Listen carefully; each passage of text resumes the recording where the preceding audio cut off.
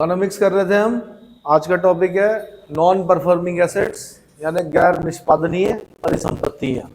परिसंपत्तियां बोलते हैं एसेट्स को, गैर निष्पादनीय होगी नॉन परफॉर्मिंग। ठीक है, बड़ा समस्या है ये, बैंकों के लिए बहुत बड़ी समस्या है, यूपीएससी में पूछता रहता है। ठीक है, बैंकों द्वारा वितरित ऐसे सभी ऋण, ऋण मतलब लोन, बैंकों द्वारा वितरित ऐसे सभी ऋण और उस पर देय ब्याज गैर निष्पादनीय परिसंपत्ति के रूप में पहचाने जाते हैं, जिनमें किसी वित्तीय वर्ष में मूलधन का भुगतान 90 दिन तथा ब्याज का भुगतान 365 दिन से अधिक दिनों तक रोक लिया जाता है। माना मैं बैंक हूं, आप क्या हो, ग्राहक हो, आप मेरे से 100 रुपए लेके गए। कितने रुपए लेके गए? और उसमें जो वार्षिक ब्याज था वो 10% था, तो लगभग 10 रुपए उस पर ब्याज मिलना था मुझे। कितना मिलना था? अब क्या हुआ कि 90 दिनों तक, अब फिर किस्त बंधेगी ना आपकी। 100 रुपए जब आप ले गए तो बैंक किस्त ईएमआई बांधेगा आपकी। अब आपने ईएमआई देनी, मतलब देखना ही छोड़ दिया बैंक की तरफ। देना तो दूर की चीज है, पर जब आप वहां से जाते हो उस तरफ क्या देखना ही छोड़ देता आदमी। अब 90 दिन हो गए, मूलधन भी नहीं आया मेरा। मूलधन बोलते हैं जो 100 रुपए है वो क्या है? मूलधन। उसको बोलते हैं प्रिंसिपल।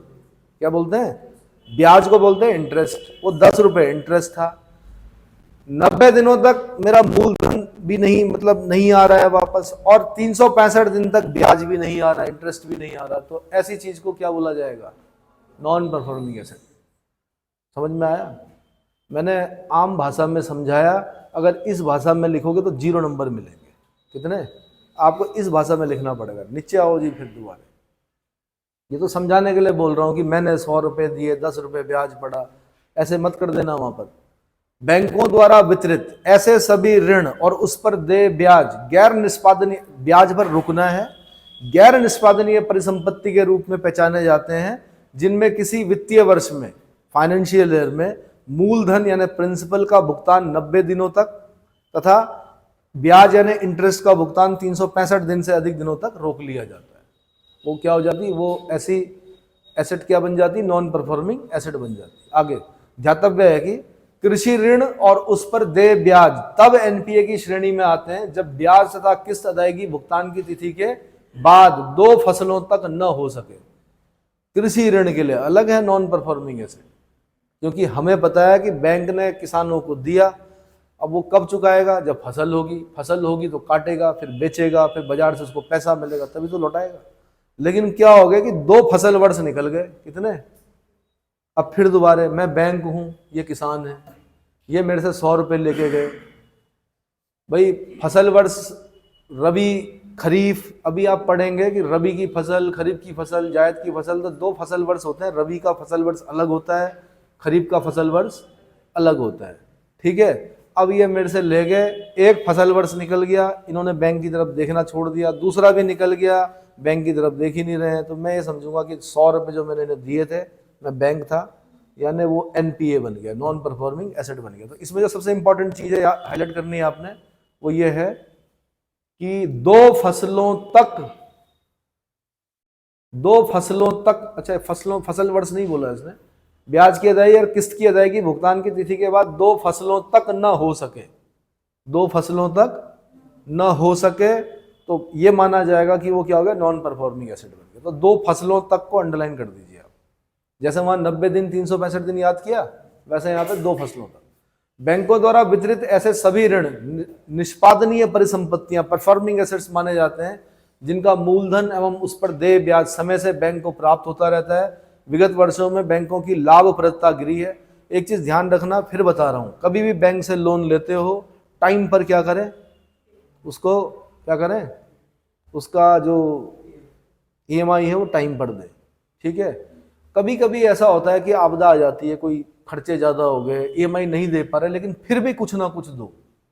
मतलब अगर उतना नहीं दे पा रहे, माना आपकी 10,000 की ईएमआई बनी है, 10,000 नहीं दे पा रहे, तो भले ही आप 5,000, 4,000, 3,000, लेकिन कुछ ना कुछ जमा करो बैंक में। क्या होगा?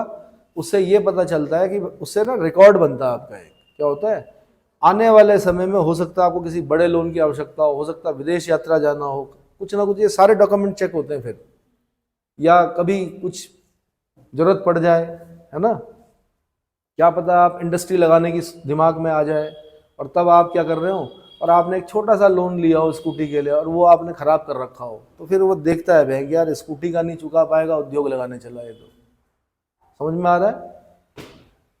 बैंक के साथ बेईमानी नहीं भाई। सबसे बड़ा साहूकार कौन? बैंक, है ना। लेकिन कैसा?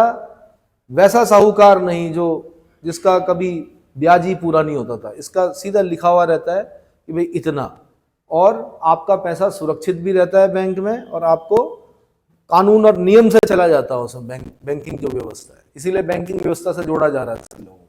ठीक है। निजी लाभप्रदता का, विगत वर्षों में बैंकों की लाभप्रदता गिरी है। निजी लाभप्रदता का एक प्रमुख कारण बैंकों की गैर निष्पादनीय परिसंपत्तियां, नॉन परफॉर्मिंग एसेट्स में भारी वृद्धि हो जाना है।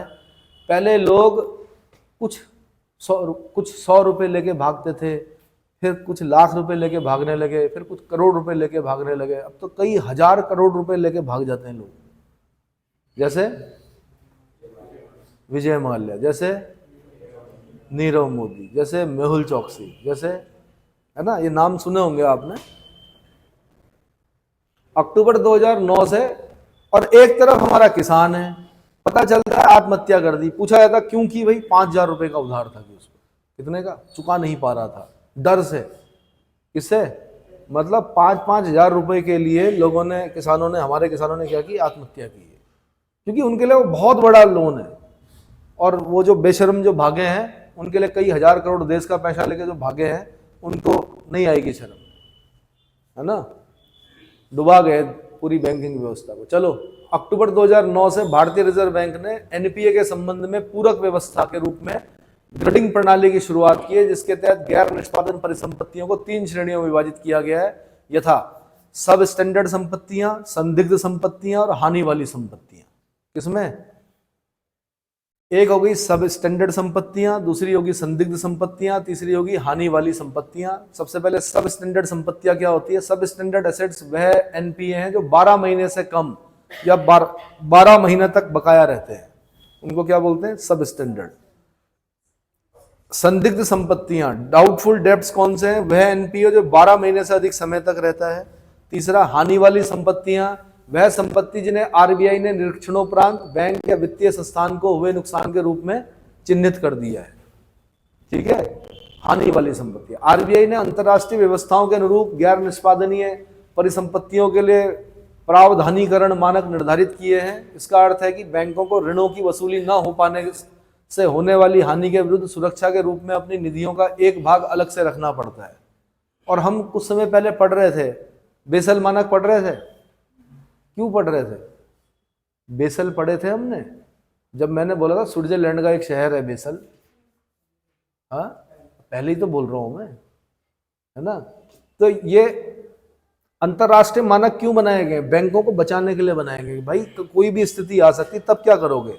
अगर आप इन मानकों को पूरा कर रहे हो, बेसल 1, बेसल 2, बेसल 3 मानकों को पूरा कर रहे हो, तो किसी भी वित्तीय स्थिति में, मतलब जो खराब स्थिति होगी, वहां पर आपका बैंक क्या होगा? बचा रहेगा, आपकी बैंकिंग व्यवस्था बची रहेगी। ऐसे ही मैंने कहा, अगर नॉन परफॉर्मिंग एसेट्स ऐसे ही बढ़ते रहे तब क्या होगा? तो उसके लिए बैंक क्या करता है? सुरक्षा के रूप में अपनी निधियों, अपने जो पैसा रुपया जो भी निधि होगी उसका एक भाग अलग से रखना पड़ता है। क्या रखना पड़ता है? और ऐसा सब भी करते हैं, बिजनेसमैन भी करते हैं। क्या करते हैं? 100 रुपए है उनके पास इन्वेस्ट करने के लिए, तो 100 के 100 थोड़े लगाएंगे। क्या करेंगे कि 50 रुपए लगाएंगे, 50 रुपए रखेंगे अपने पास, कि माना नहीं चला तब क्या करोगे? A good businessman puts one egg in different basket. मतलब एक ही उसमें नहीं लगाता आदमी 100 के 100 रुपए। 100 के 100 अगर आपने सारे अंडे एक ही टोकरी में रख दिए और उस टोकरी को लेके आप जा रहे हो और वो गिर गई तो क्या होगा? तो जो अच्छा बिजनेसमैन होता है वो अलग अलग जगह पर क्या करता है? इन्वेस्ट करता है उन पैसों को। समझ में आया? और साथ में कुछ ये सोच के भी रखता है कि अगर नहीं चला तो तब तक क्या किया जाएगा? तो ये जो 50 रुपए जो बचे हुए, इनमें से खर्चा किया जाएगा। जब अति हो जाएगा, जब यहां तक आ जाएगा पानी, तब फिर बोला जाएगा भाई क्या हो गया, नहीं चल रहा है बिजनेस, बैंकरप्ट, है ना। और अभी बहुत सारे काम बंद होने वाले हैं आर्टिफिशियल इंटेलिजेंस की वजह से, होने वाले हैं। कई लोगों के काम जो ऑफिस जमा कर बैठे हैं, जिस तरह से जो स्थानीय दुकानदारों का काम किसने खत्म कर दिया? ऑनलाइन ने खत्म कर दिया। आप सब जो नई जनरेशन है वो क्या करती है? ऑनलाइन शॉपिंग करते हो। ऑनलाइन शॉपिंग करने से जो दुकानदार दुकान इतने इन्वेस्ट करके जो लगाया था उन्होंने, ठीक है, लाभ वो भी कमा रहे थे, लाभ ये भी कमा रहे हैं, ये बल्क में लेते हैं। वो क्या करते थे, वो 10 चीज लेके आते थे तब बेचते थे, आपको उसका लाभ अलग लेते थे। ये क्या करते हैं कि ये 1 लाख चीजें एक साथ लेके आते हैं तो उनको कम में पड़ता है, तो आपको भी थोड़ा कम में देते हैं। तो आप क्या करते हैं? ऑनलाइन शॉपिंग ही लेना, ऑनलाइन शॉपिंग करना क्या करते हो? पसंद करते हो, है ना। तो ऐसे ही बहुत सारे काम बंद होने वाले हैं आर्टिफिशियल इंटेलिजेंस की वजह से, ठीक है। उनमें से कोचिंग इंस्टीट्यूट्स भी क्या है? कोचिंग इंस्टीट्यूट्स भी हैं धीरे धीरे। हाँ, लेकिन ये मैंने कहा एआई से बहुत फायदा मिलेगा तो बहुत नुकसान भी होगा। आपकी दिमाग की जो क्षमताएं हैं वो खत्म हो जाएंगी खुद की, क्योंकि बना बनाया मिलेगा सब कुछ। और क्या क्या जब बना बनाया आंसर मिल रहा तो दिमाग लगाओगे ही नहीं, ठीक है, अपना घोटा लिख दिया, खत्म। खराब ऋणों की वसूली हेतु बैंकों के विभिन्न प्रयासों के परिणाम आमतौर पर सफल नहीं हो रहे हैं, जिसके चलते देश में सकल गैर निष्पादनीय परिसंपत्तियां जीएनपीए 31 मार्च 2021 तक 8.35 लाख करोड़ रुपए थी। 8.35 लाख करोड़ रुपए 2021 तक। इतना पैसा वापस नहीं किया है लोगों ने बैंकों का। इतना सोच सकते हो आप? 8.35 लाख करोड़ रुपए नॉन परफॉर्मिंग एसेट, जो 31 मार्च 2022 को घटकर 7.43 लाख करोड़ रुपए हो गया। इस प्रकार वर्ष 2021 की अपेक्षा वर्ष 2022 में 7.3% की कमी हुई है। ज्ञातव्य है कि बजट 2019-20 में बैंकों की स्थिति को सुदृढ़ करने के लिए 70,000 करोड़ रुपए का आवंटन किया गया है। कितना? 70,000 करोड़ रुपए का आवंटन। आगे, आरबीआई की अद्यतन रिपोर्ट के अनुसार अनुसूचित वाणिज्यिक बैंकों का सकल गैर निष्पादित अनुपात मार्च 2020 में 8.2% था। कितना? देखो भाई, ऐसा होता है कि कई बार कोई व्यक्ति लोन लेता है और लोन लेके उसकी डेथ हो गई, तो अब बैंक कहां से वसूलेगा? कई बार वो भी तो एनपीए बनेगा। लेकिन क्या होता है कि अब ऐसे में तो बैंक नहीं वसूल पाता है, लेकिन बैंक के पास अगर किसी का पैसा हो और आदमी मर गया तो मरे हुए आदमी का भी अंगूठा लगाकर क्या करा के पैसा निकालते हैं लोग बैंक से। समझ में आ रहा है? और ये गलत होता है कि डेथ के बाद अगर किसी के नाम पर किसी के एटीएम से अगर आप पैसा निकाल रहे तो समझ लीजिए जेल जाओगे। क्या होगा? गलत माना जाता है। कुछ लोगों ने किया ऐसा कि घर में माना पेरेंट्स में से किसी की डेथ हो गई, उनके अकाउंट में पैसा है, उनके एटीएम से क्या करना है, अब डेथ सर्टिफिकेट बना। अब बाद में चले गए क्या करने के लिए कि भाई ये खाता बंद करो या जो भी करना हो, वहां पर फंस गए कि भैया ये तो इसमें तो ट्रांजेक्शन हो रखी है, डेड बॉडी कैसे ट्रांजेक्शन कर रही है। तो ये नहीं होना चाहिए कभी भी, ठीक है। लोग निकाल ही लेते हैं पैसा कैसे। वो एक ऐड बड़ा अच्छा लगता है मुझे, उसमें वो खूब सारे बच्चे आते हैं, एक बूढ़े जी लेटे होते हैं बिस्तर पर, 1 जीरो और लगा दो, 1 जीरो और लगा दो। एक के आगे लगाया हुआ होता है, जब तक वो टपकता है पानी, एक पे गिरता है, इंक फैलती है और 000 हो जाता है। बड़ा अच्छा ऐड है। ऐसे लालची बच्चों के साथ ऐसा ही होना चाहिए, 0 होना चाहिए, ठीक है। और बालिकाओं को पिता की संपत्ति पर आधा अधिकार है, लेकिन कोर्ट ने कुछ डिसीजन दिए हैं, उसमें पढ़ लेना। और मुझे भी अब उसके बाद का नहीं पता, लेकिन एक डिसीजन पढ़ा था मैंने कि जीवित रहते हुए, पिता के जीवित रहते हुए अगर पिता नहीं चाह रहे हैं देना, नहीं मिलेगा। पिता की मृत्यु के बाद आधी संपत्ति पर अधिकार कर सकती है कौन? बालिका, ठीक है। स्त्रियों को इस देश में 2 चीजों से हमेशा वंचित रखा गया, एक राजनीति में भाग लेने से और दूसरा पैतृक संपत्ति में। दोनों ही कानून बन चुके हैं, दोनों चीजों में क्या है, दोनों चीजों का अधिकार मिल चुका है महिलाओं को, क्योंकि 50% जनसंख्या किसकी है? महिलाओं की है। उनको अधिकार मिलना भी चाहिए था और धीरे धीरे मिल रहा है, और अभी और मिलना है। 50-50 होना चाहिए। कितना? 50-50। हाँ जी, आगे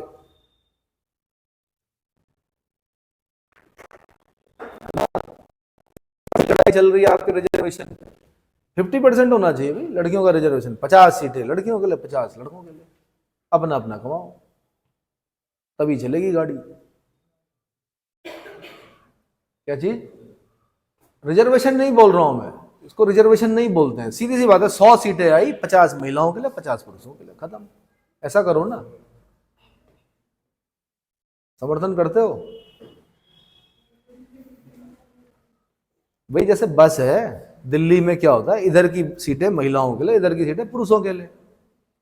अब सबने अपना बना लिया है कि होते हैं कुछ दुष्ट होते हैं जो जबरदस्ती इधर बैठते हैं, तो उनको उठा दिया जाता है फिर।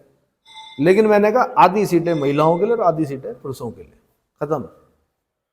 भारत में पारस्परिक कोष, mutual fund in India. Mutual fund क्या होता है, पता है? म्यूचुअल फंड क्या होता है? Share market. चलो, म्यूचुअल फंड का तात्पर्य ऐसी वित्तीय व्यवस्था से है जिसमें जन सामान्य के निवेश योग्य धन को ऐच्छिक आधार पर एकत्रित करके विनियोग के सर्वोत्तम अवसरों में प्रयुक्त किया जाता है। अब माना मैं शेयर खरीदना चाहता हूं, अब मैं साइंस का स्टूडेंट, पढ़ा रहा हूं आर्ट्स, और वो विषय है किसका? कॉमर्स का। अब मैं शेयर खरीदने गया और पता चला सब डूब गए। तो जब मुझे नॉलेज ही नहीं है तो मैं क्या करूंगा? मैं म्यूचुअल फंड लूंगा भाई। म्यूचुअल फंड में मतलब जन सामान्य, मैं जन सामान्य हूं का निवेश, यानी जो मैं इन्वेस्ट करना चाह रहा हूं, निवेश योग्य धन, यानी जो मैं इन्वेस्ट करना चाह रहा हूं अपना पैसा को ऐच्छिक आधार पर, मेरी इच्छा है, मेरी इच्छा से मैंने म्यूचुअल फंड लिया, को एकत्रित करके, म्यूचुअल फंड कंपनी जो होगी वो एकत्रित करेगी और करके विनियोग के सर्वोत्तम अवसरों में प्रयुक्त किया जाता है। क्योंकि वो जो कंपनी जिसके मैंने म्यूचुअल फंड लिया है जिसका, उसके पास बड़े बड़े एक्सपर्ट ही बैठे हुए, उनको पता है शेयर मार्केट में कहां पर क्या होना है, किस पर लगाना है। तो मेरा पैसा वहां लगा दिया गया तो उसमें प्रॉफिट के चांसेस ज्यादा होते हैं। अगर मैं सीधे मुंह उठा के चल पड़ा और शेयर मार्केट में या शेयर खरीद लिया अगर मैंने, तो क्या हो सकता है? भारी नुकसान हो सकता है अगर आपको नॉलेज नहीं है। लेकिन म्यूचुअल फंड में क्या होता है? संभावना अधिकतर किस चीज की होती है? लाभ की होती है। किसकी होती है? और ये जितनी भी कंपनीज हैं क्या करती हैं? आपकी LIC है, आप इंश्योरेंस करा रहे हैं, आपको इंश्योरेंस के एवज में क्या दे रही है? यही तो दे रही है कि अगर कुछ कैजुअलिटी हो जाती है तो भाई इतना इतना धन मिलेगा, ऐसा ऐसा मिलेगा, यही तो दे रही है, सामाजिक सुरक्षा दे रही है ना आपको। लेकिन उस आपका जो पैसा जमा है उसको क्या कर रही है? वो भी तो कहीं ना कहीं निवेश करती है, उसको बढ़ाती है। वो क्या करती है? ऐसा थोड़ा कि तिजोरी में रख दिया LIC की, वहां तो दिमाग खा जाएगी, उसको बढ़ाया जाता है पैसे को हमेशा। और वैसे सर्वोत्तम तरीका है कि खर्च किया जाए। अगर आपके पास जितना पैसा है उसे खर्च करो, खत्म, उड़ा दो पूरा, है ना? कल का क्या भरोसा। चलो, एकत्रित करके विनियोग के सर्वोत्तम अवसरों में प्रयुक्त किया था। इस प्रकार यह निवेश एक वित्तीय मध्यस्थ है। मध्यस्थ मतलब एक तरह से बीच में एक कंपनी है म्यूचुअल फंड वाली जो एक एज ए मीडिएटर काम कर रही है। उसका म्यूचुअल फंड मैंने लिया, उसने अपने एक्सपर्टों से पूछा कहाँ लगाना, उसने धन लगाया, जो भी प्रॉफिट हुआ उसने अपना अलग रखा, हमें अपना प्रॉफिट क्या कर दिया? दे दिया। म्यूचुअल फंड अच्छी चीजें हैं जिसके माध्यम से परिवार प्रतिभूति बाजार में भाग लेते हैं। आगे, यूनिट ट्रस्ट ऑफ इंडिया 1964 में भारत का प्रथम पारस्परिक कोष म्यूचुअल फंड है। UTI बोलते थे हम किसको?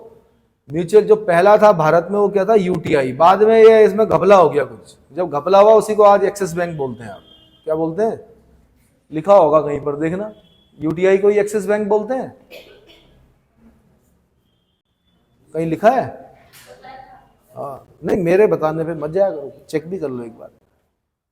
कुशल बैंकिंग कंपनियों, वित्तीय संस्थानों, बीमा कंपनियों या अन्य विशेष संस्थानों द्वारा पारस्परिक कोष की स्थापना की जाती है। ये संस्थान यूनिट्स या स्टॉक्स का निर्गमन करके जनता से धन एकत्रित करते हैं तथा उस धन को श्रेष्ठ और लाभप्रद परियोजनाओं में विनियोजित करने का प्रयास करती हैं। निसंदेह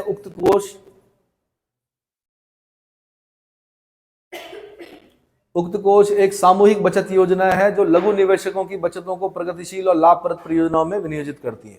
भाषा बहुत कठिन लग रही होगी, नीचे आओ भाई, यहीं पर रुक जाओ। देखो, सामूहिक बचत योजना, सामूहिक बचत योजना का क्या है? जैसे माना मैं टर्म इंश्योरेंस लेके आया, मैं एक कंपनी हूं, मैं टर्म इंश्योरेंस लेके आया, मैंने कहा भाई टर्म इंश्योरेंस करा लो, जीवन का कोई भरोसा नहीं, टर्म इंश्योरेंस कराओगे तो जब आप मरोगे तो 1 करोड़ रुपए मिलेंगे घर वालों को, ठीक है? तो पता चला किस्त कितनी आई। अगर जवान है, कोई किडनी विडनी लीवर वीवर सब बढ़िया काम कर रहे हैं, बीपी वीपी कुछ नहीं है, शुगर नहीं है, तो किस्त कम आई। क्या आई? क्योंकि मरने की संभावना, क्योंकि बीमारी से तो नहीं मरेगा यार। फिर बोला अगर दुर्घटना होगी तो 2 करोड़ मिलेंगे। कितने मिलेंगे? 2 करोड़ मिलेंगे। तो उसके लिए क्या होता है, मेडिकल करा दिया, देख लिया बिल्कुल स्वस्थ है। और अगर फिर ज्यादा उम्र का है, शुगर है, बीपी है, जितना चीजें होंगी उतनी उतनी किस्त बढ़ती रहेगी। अब उसने किस्त दी तो कितनी देगा किस्त? किस्त आएगी, जैसे जवान बच्चा होगा कोई, अगर 15-16 साल 20-21 साल का है, मुश्किल से 4-5 हजार रुपए सालाना। कितनी? यानी 4-5 हजार सालाना देके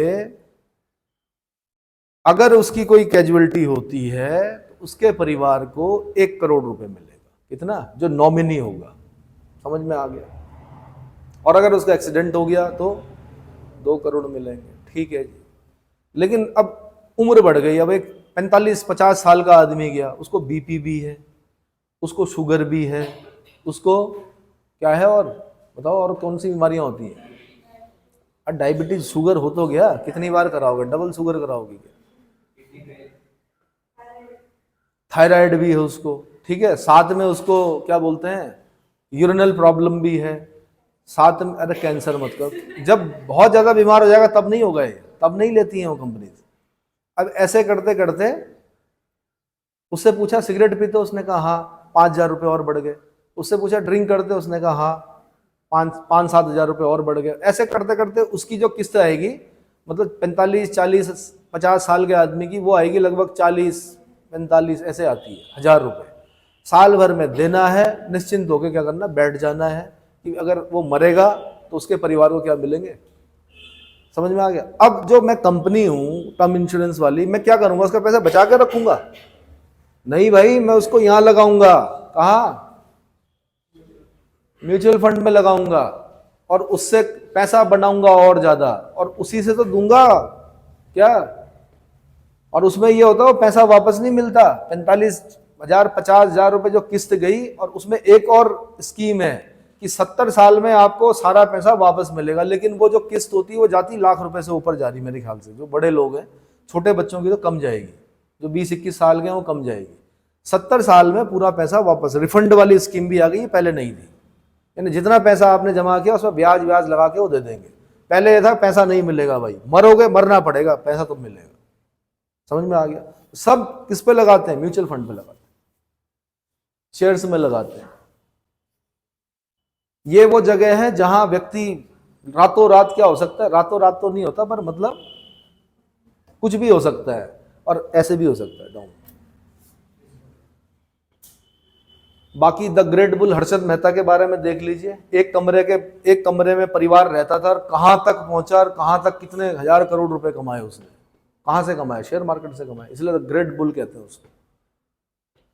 कुशल बैंकिंग कंपनियों, सुन लो, कुशल बैंकिंग कंपनियों, वित्तीय संस्थानों, फाइनेंशियल इंस्टीट्यूशंस जो हैं, बीमा कंपनियों या अन्य विशिष्ट संस्थानों द्वारा पारस्परिक कोष, आप लोगों से जो जमा किया की स्थापना की जाती है। यह संस्थान यूनिट्स या स्टॉक का निर्गमन करके जनता से धन एकत्रित करते हैं। कोई स्कीम दे दी आपको, उससे पैसा ले लिया आपसे, करते हैं, तथा उस धन को श्रेष्ठ और लाभप्रद परियोजनाओं में विनियोजित करने का प्रयास करते हैं। जहां से लाभ प्राप्त होता है वहां उसको क्या करते हैं, विनियोजित करते हैं। ठीक है, मतलब लगाते हैं।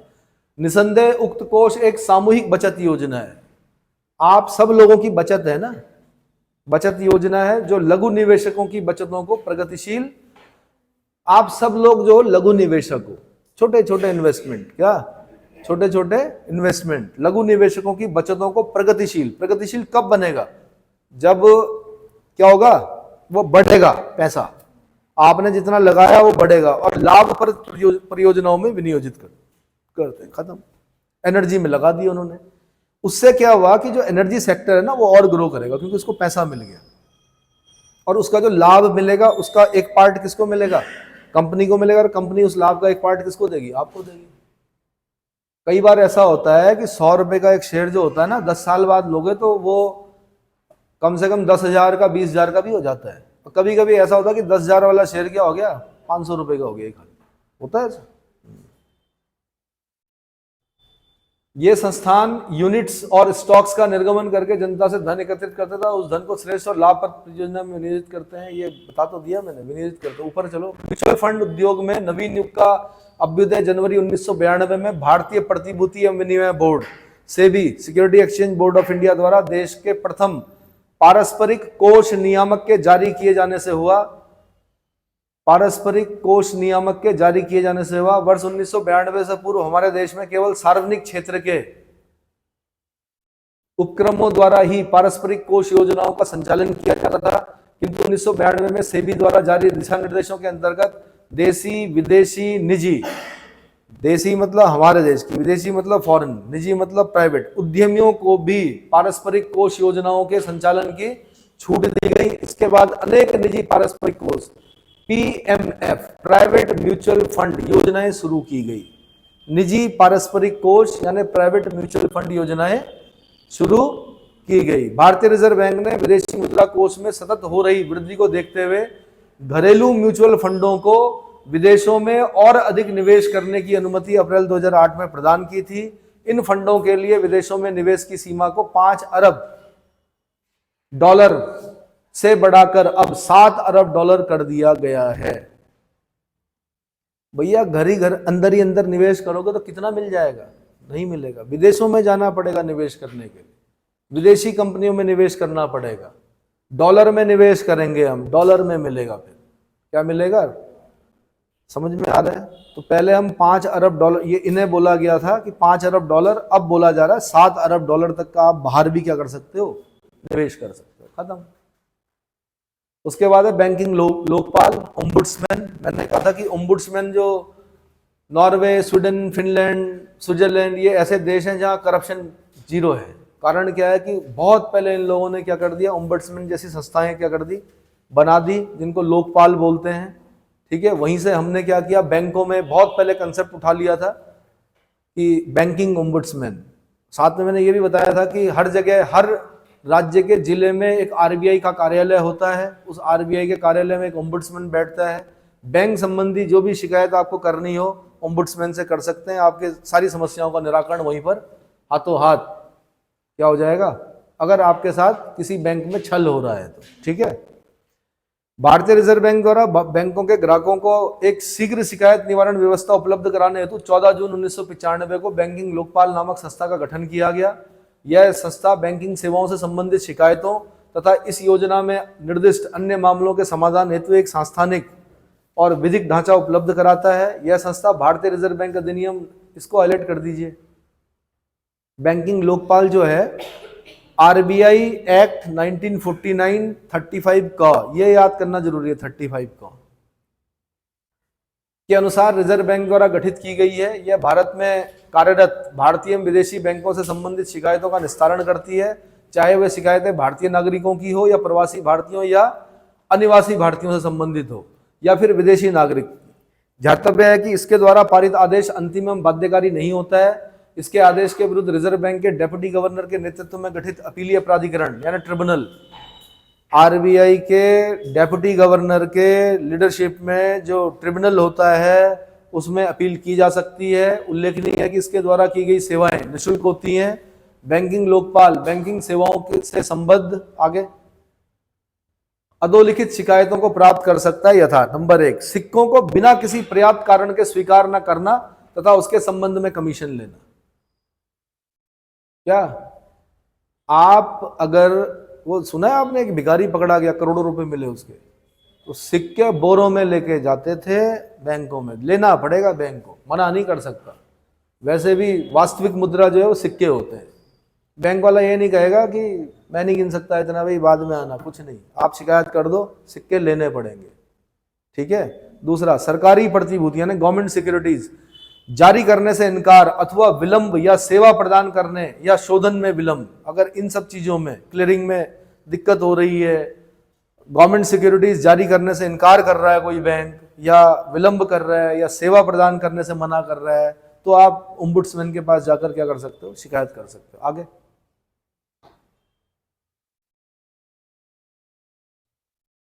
आवक पारेषण के भुगतान में विलंब। अब ये बड़े कठिन शब्द यूज करते हैं। आवक पारेषणों के, पारेषण बोलते हैं बांटने को, वैसे पारेषणों के भुगतान में विलंब अथवा भुगतान न करना, कामकाज के निर्धारित समय का पालन न करना, अदायगी न होना या चेकों, ड्राफ्टों, बिलों आदि की वसूली अथवा भुगतान में असाधारण विलंब, चेक लगा दिया 2 महीने हो गए, चेक ही नहीं आ रहा, अकाउंट में पैसा ही नहीं आ रहा, किसी भी प्रयोजन हेतु अदायगी के लिए प्रदत्त कम मूल्य वर्ग के नोटों का बिना पर्याप्त कारण के स्वीकार नहीं किया जाना तथा इस संबंध में किसी भी तरह की कमीशन वसूल करना। आपकी मर्जी है, आप 10 लाख रुपए लेके गए, 10-10 के नोट हैं, बोरों में भर के ले गए, आप आपने कहा जमा करो, तो करना पड़ेगा। क्या करना पड़ेगा? वो आपका काम है। बैंक वाला ये नहीं बोल सकता कि हम नहीं ले रहे जी 10-10 के नोट, लाओ मशीन में लगाओ, मंगाओ मशीन कहीं से, गिनो, 10 लाख रुपए हैं पूरे। बैंक अथवा उसके सीधे बिक्री एजेंटों द्वारा लिखित रूप में दी गई सुविधाओं, ऋणों और अग्रिमों के अतिरिक्त प्रदान करने से विलंब करना, ये सारी शिकायतें होती हैं।